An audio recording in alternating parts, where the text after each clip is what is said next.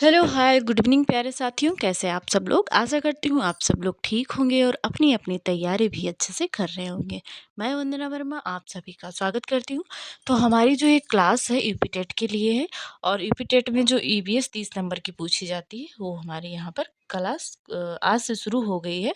और इसमें पहले हम अपना जो सिलेबस है वो कंप्लीट करेंगे, उसके बाद में टॉपिक वाइज हमारा रिवीजन चलेगा। और फिर हम क्या करेंगे, जब रिवीजन हो जाएगा हमारा टॉपिक वाइज तो उसके बाद में हम प्रीवियस ईयर क्वेश्चंस और एमसीक्यूज अपना हम लगाएंगे। और हमारा जो एग्ज़ाम है, एग्ज़ाम डेट तो आ ही गया है, जुलाई में है। ठीक है, तो चलिए शुरू करते हैं हम अपनी क्लास। तो सब आज का जो हमारा टॉपिक है इन्वायरमेंट में, आज हम इन्वायरमेंट का मतलब कि पर्यावरण का परिचय देखेंगे। ठीक है, उसके बारे में हम जानकारी प्राप्त करेंगे। तो चलिए शुरू हो जाइए। और अगर आप नोट्स बनाना चाहते हैं तो बना सकते हैं। ठीक है, साथ में भी लिखते चलिए या बाद में लिख लीजिएगा, जैसे आपको सही लगे। ठीक है, क्योंकि पीडीएफ वगैरह तो मिल नहीं पाएगी, आपको वीडियो से ही बनानी पड़ेगी क्लास, मतलब लिखना पड़ेगा। ठीक, तो चलिए दोस्तों शुरू करते हैं हम आज की अपनी क्लास। तो सबसे पहले हम जानते हैं कि जो पर्यावरण है, पर्यावरण का अर्थ और संधि विच्छेद कैसे होगा। तो पर्यावरण जो शब्द है, ये दो शब्दों से मिलकर बना हुआ है, परि धन आवरण। परि का अर्थ होता है चारों ओर और आवरण का अर्थ होता है घेरा। ठीक है, तो इसकी जो परिभाषा बनेगी पर्यावरण की, हमारे चारों ओर का वह घेरा जो हमें प्रभावित करता है और जिसमें हम रहते हैं उसे पर्यावरण कहते हैं। क्या है कि हमारे चारों तरफ का वह घेरा जो हमें प्रभावित करता है और जिसमें हम रहते हैं उसे पर्यावरण कहते हैं। ठीक है, तो ये हो गया हमारा पर्यावरण की परिभाषा। इसमें से अगर हम ये बात करें कि हमारे प्रीवियस ईयर में यहाँ से कुछ क्वेश्चन बना है, इतनी जो हमने अभी आपको डिफिनेशन और जो दो शब्दों से मिलकर बना ये बताया, तो हाँ, यहाँ से आपका क्वेश्चन ये बना है कि परि और जो परि प्लस आवरण से मिलकर बना है, तो इसमें परि का अर्थ पूछा गया था कि क्या है। ठीक है, फिर हम बात करते हैं कि जो पर्यावरण शब्द है, इसकी उत्पत्ति कैसे हुई। तो पर्यावरण शब्द जो है ये हिंदी का शब्द है और इसको इंग्लिश में बोलते हैं इन्वायरमेंट। इन्वायरमेंट जो शब्द है ये फ्रेंच शब्द इन्वायरनर से बना हुआ है।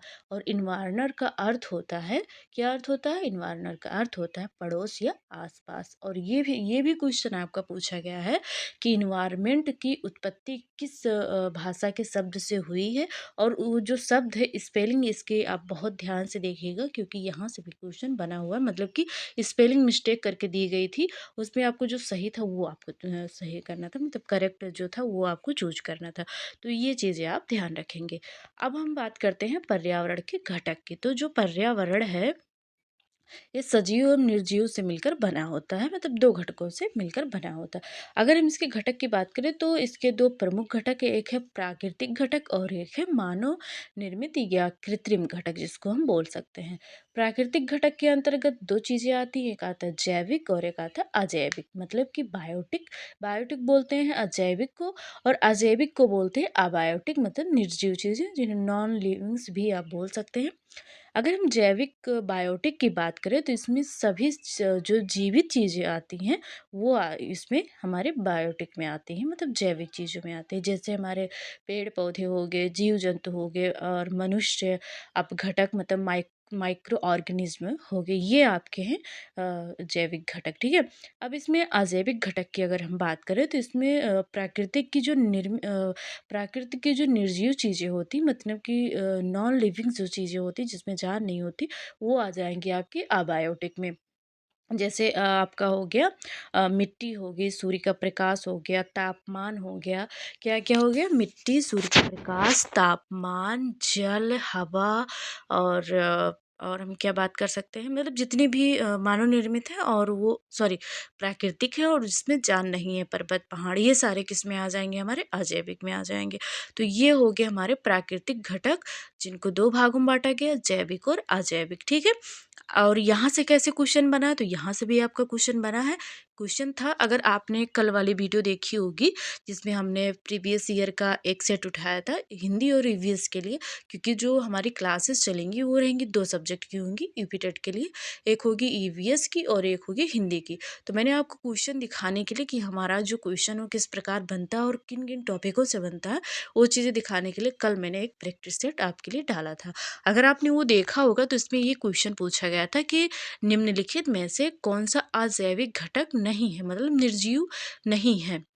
ऑप्शंस हमारे थे फास्फोरस, मृदा, कवक और एक और था कोई, अब मान लीजिए हवा ले लीजिए क्योंकि याद नहीं मुझे एग्जैक्ट। तो उसमें जो कवक था वो हमारा जैविक घटक के अंतर्गत आएगा, क्योंकि यहाँ माइक्रो ऑर्गेनिज्म दिया गया है तो वही हमारा जैविक घटक के अंतर्गत आएगा। अब हम बात करते हैं मानव निर्मित घटक या कृत्रिम घटक जिसे बोलते हैं। तो जो इंसानों ने अपनी सुविधा के लिए बनाया वो हो जाएगा हमारा कृत्रिम। मतलब कि ऐसा मान लीजिए कि जो मनुष्य के द्वारा बनाया गया है वो हमारा कृत्रिम में आ जाएगा। मानव निर्मित बोलिए या कृत्रिम घटक बोलिए, दोनों बात एक ही है। तो इसमें जैसे हो गया, अगर उदाहरण में देखें तो सड़क, बांध, मकान, इमारत, संस्कृति और समाज, प्रथा, ये सब क्या है, मानव निर्मित है, कृत्रिम घटक के अंतर्गत आएंगे। तो इतनी चीज़ें आपको समझ में आ गई होंगी और कहाँ कहाँ से क्वेश्चन बन चुका है आपका, मैंने वो भी आपको साथ में बता दिया है। अब हम बात करते हैं वायुमंडल का संगठन। क्या बात करेंगे? वायुमंडल का संगठन की बात करेंगे हम लोग, ठीक है।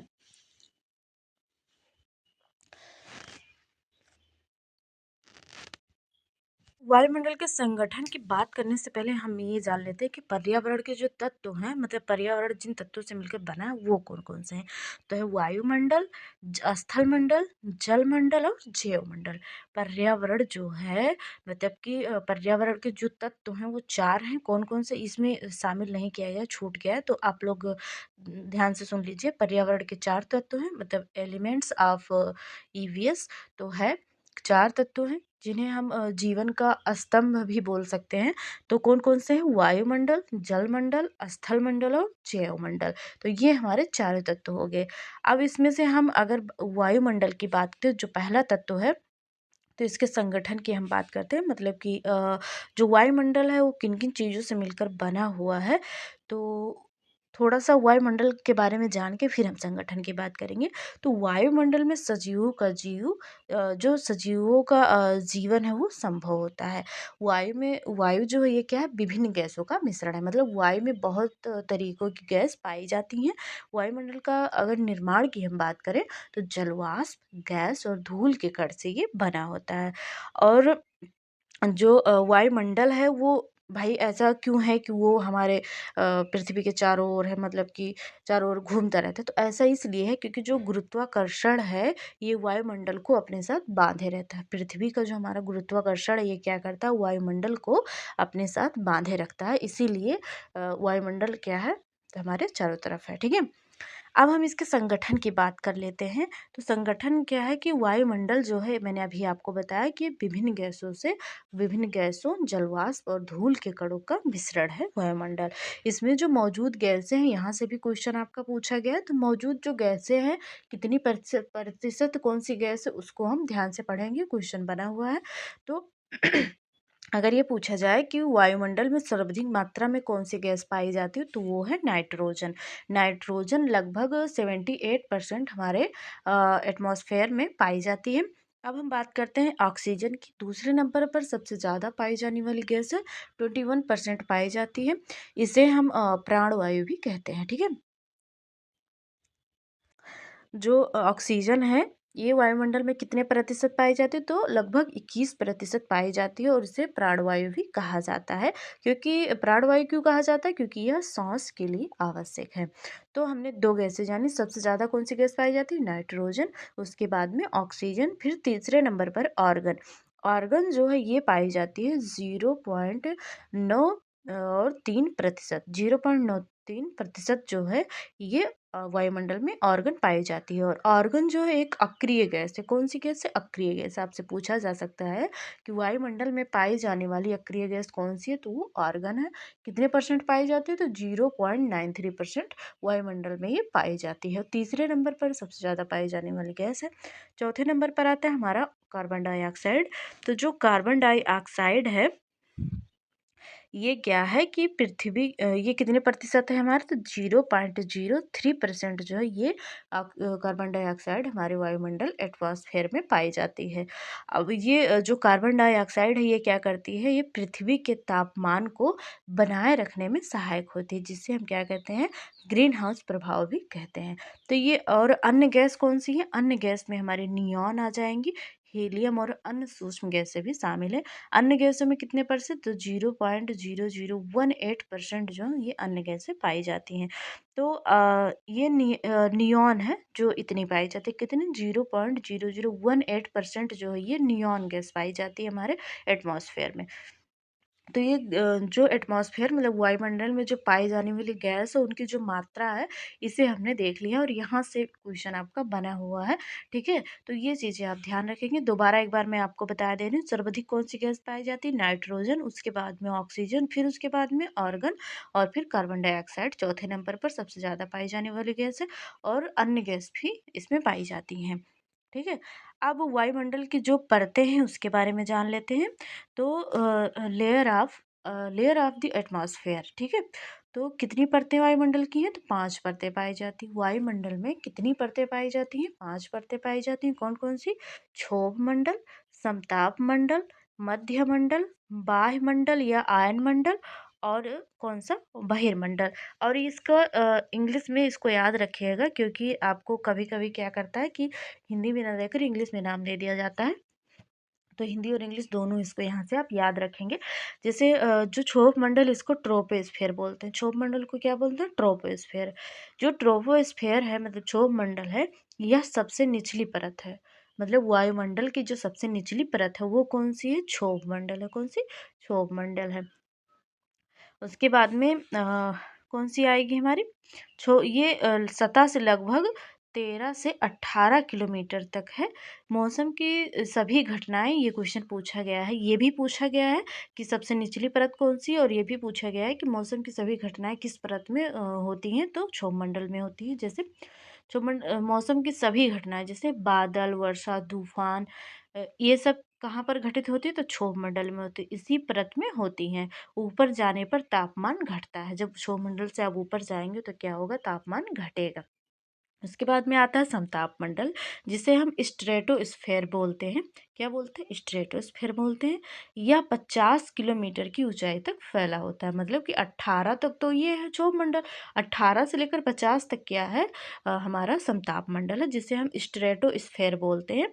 ठीक है, यहाँ पर जो क्या है, ओजोन लेयर पाई जाती है। ये क्वेश्चन भी बना हुआ है कि ओजोन लेयर किस परत में पाई जाती है, तो ओजोन परत जो है ये समताप मंडल में पाई जाती है। जो ओजोन परत जो है ये क्या करती है, सूर्य की जो हानिकारक किरणें होती, यूवी रेज होती हैं, उनसे हमें बचाती है। यहाँ का जो तापमान होता है, समताप मंडल का जो तापमान होता है वो स्थिर रहता है। ठीक है, इसलिए यह हवाई जहाज उड़ाने के लिए आदर्श है। ये क्वेश्चन भी पूछा गया।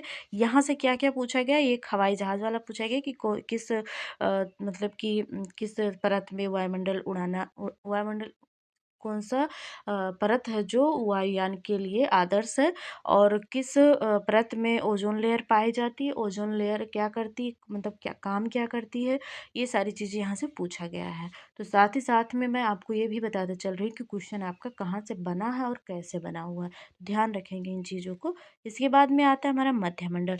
अगर ओजोन की बात करें हम, ठीक है, तो ओजोन के बारे में अगर हम बात करें तो थोड़ा सा देख लेते हैं। ठीक है, तो और तो हमने जान ही लिया कि जो ओजोन है इसको क्या क्या करती है, ये ओजोन परत जो है ये क्या करती है, तो सूर्य से आने वाली जो यूवी रेज है उनसे हमें बचाती है।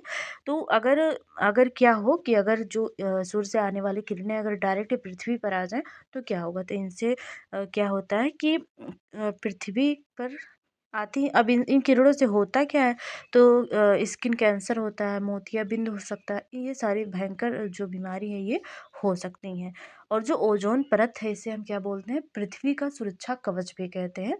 ओजोन को क्या बोलते हैं, पृथ्वी का सुरक्षा कवच। और 16 सितंबर को विश्व ओजोन दिवस भी मनाया जाता है। कब मनाया जाता है, 16 सितंबर को। और ये क्वेश्चन आपका पूछा गया है कि 16 सितंबर को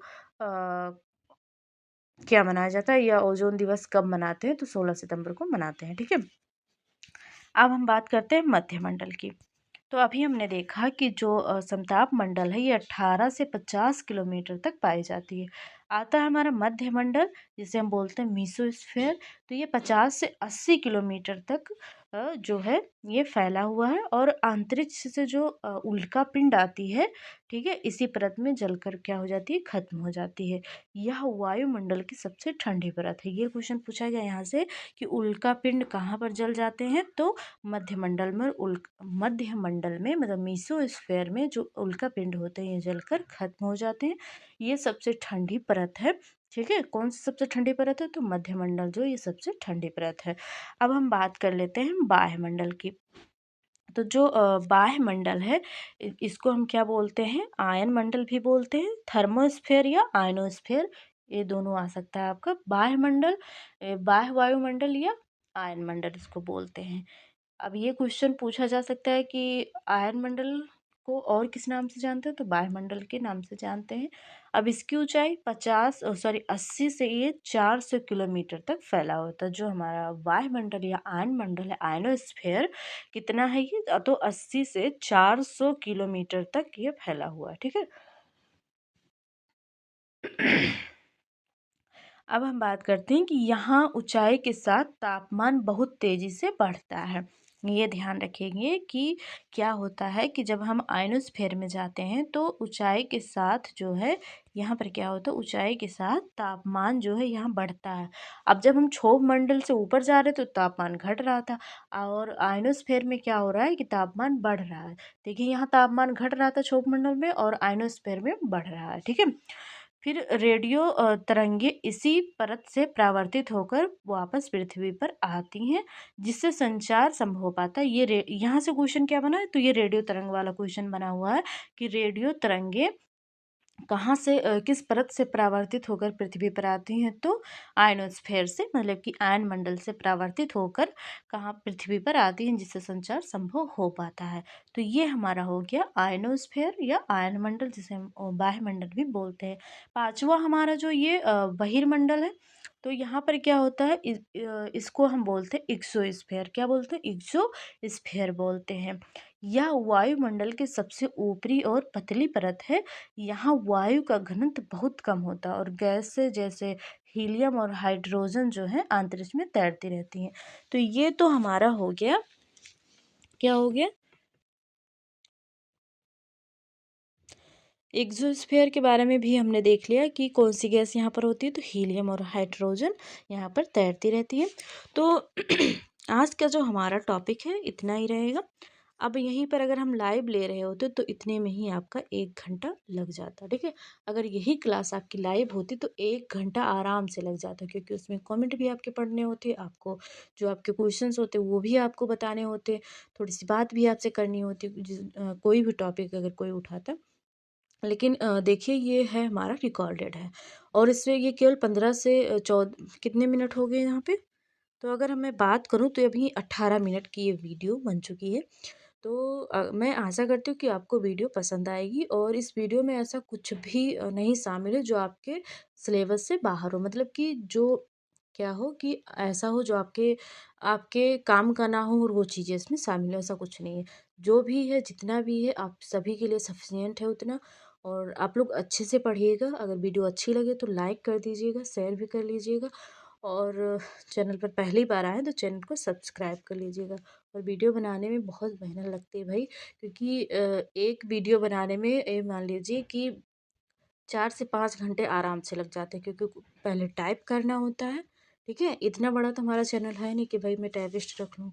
अभी छोटा सा चैनल है, मुझे खुद टाइप करना होता है, और टाइप करने में लगभग 2 से ढाई घंटे मेरे लग जाते हैं। ठीक, क्योंकि स्पीड बहुत ही मेरी अभी स्लो है। जब स्पीड तेज़ हो जाएगी तो हो सकता है कि थोड़ा सही हो जाए। और वीडियो बनाने में भी टाइम लगता है, क्यों, क्योंकि एक बार बनाया है उसको सुना, वो सही नहीं बना, या कुछ कमी उसमें रहेगी तो दोबारा बनाओ, तिबारा बनाओ, चौबारा बनाओ, मतलब कुछ ना कुछ कमी रह जाती है, तो उसको सुधारते सुधारते 4-5 बार हो ही जाता है। तो ठीक है, थोड़ा समझें आप लोग। और ऐसा तो कुछ है नहीं इसमें जो आपके आपके लायक ना हो। सारी चीज़ें जो हैं सब आपके एग्ज़ाम से ही रिलेटेड हैं और जितना भी आपका क्वेश्चन बनता है या जहाँ से बनता है सारी चीज़ें इसमें शामिल की गई हैं। तो कमेंट करके आप लोग ज़रूर बताइएगा कि वीडियो आपको कैसी लगी। अगर कुछ कमी हो तो भी आप बता सकते हैं, मैं उसको ज़रूर सुधारूँगी। अगर अच्छी लगी हो तो भी आप बता सकते हैं कि हाँ, आपकी वीडियो अच्छी रही है। तो अगर चैनल को आप सब्सक्राइब कर लेते हैं तो जो अगली वीडियो मेरी अपलोड होगी आपके पास तुरंत पहुँच जाएगी, क्योंकि बेल आइकन भी आप प्रेस कर लेंगे और बेल आइकन जब प्रेस रहेगा तो नोटिफ़िकेशन आपके पास तुरंत पहुँच जाएगा। तो चलिए मिलते हैं अगली वीडियो में एक नए टॉपिक के साथ, और फिर अगली वीडियो हमारी हिंदी की रहेगी, इसके बाद में फिर ईवीएस की आएगी, ठीक है? तो इसमें हम 2 सब्जेक्ट अपना क्या करेंगे, कंप्लीट करेंगे 60 नंबर का। एक हिंदी रहेगा और ईवीएस रहेगा। और संस्कृत की अगर हम बात करें तो उसमें से हम पूरा तो नहीं कवर करा पाऊँगी, मैं ऐसा नहीं कह रही हूँ, लेकिन कुछ टॉपिक हैं, 5-6 टॉपिक जिन्हें मैं कवर करा सकती हूँ और वहाँ से क्वेश्चन बनते हैं तो वो मैं आपको ज़रूर करा दूँगी, ठीक है? तो चलिए मिलते हैं अगली वीडियो में, और आशा करती हूँ आपको सारी चीज़ें समझ में आ गई होंगी। अगर ना आई हो तो आप मुझे बता सकते हैं। तो मिलते हैं अगली वीडियो में, आज के लिए इतना ही, बाय बाय।